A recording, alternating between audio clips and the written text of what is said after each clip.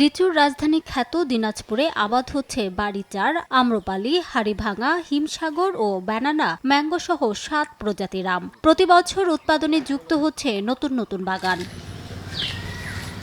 ব্যবসায়ীরা জানান, স্থানীয় চাহিদা মিটিয়ে রফতানি সম্ভব উৎপাদিত আম। এজন্য প্রয়োজন সঠিক সংরক্ষণ ও প্যাকেজিং। এতে বৈদেশিক মুদ্রা অর্জনের পাশাপাশি গ্রামীণ অর্থনীতিও চাঙ্গা হবে বলে মনে করেন তারা। আমগুলার নাকি বিদেশে রপ্তানি হবে, সেজন্য আমরা ৪-৫ জন শ্রমিক আছি।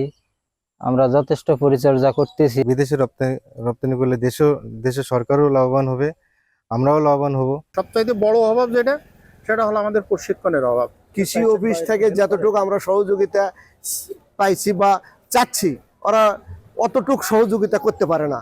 পার্শ্ববর্তী কান্ট্রির সাথে আমাদের বিমান ভাড়া অনেক বেশি, যার জন্য আমরা আমাদের রপ্তানিতে সবচেয়ে বড় বাধা বিমান ভাড়া। কৃষি বিভাগ বলছে, সরকারি বরাদ্দ অপ্রতুল থাকায় বাগানীদের দেয়া যাচ্ছে না চাহিদা মতো প্রশিক্ষণ। 200-র বেশি সার্ভিস ও ফিচারে লেনদেনের সব বিকাশ অ্যাপে সম্ভব।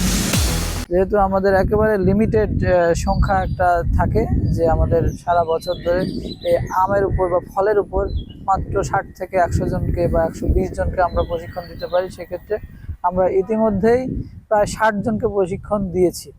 এরপরেও আমরা বলেছি যে আপনারা স্থানীয়ভাবে যদি অ্যারেঞ্জ করতে পারেন, আমরা ওখানে গিয়ে প্রশিক্ষণ দেওয়াবো। এবছর দিনাজপুরে আমের উৎপাদন লক্ষ্যমাত্রা ধরা হয়েছে প্রায় 90,000 মেট্রিক টন। সময় সংবাদ, হিলি।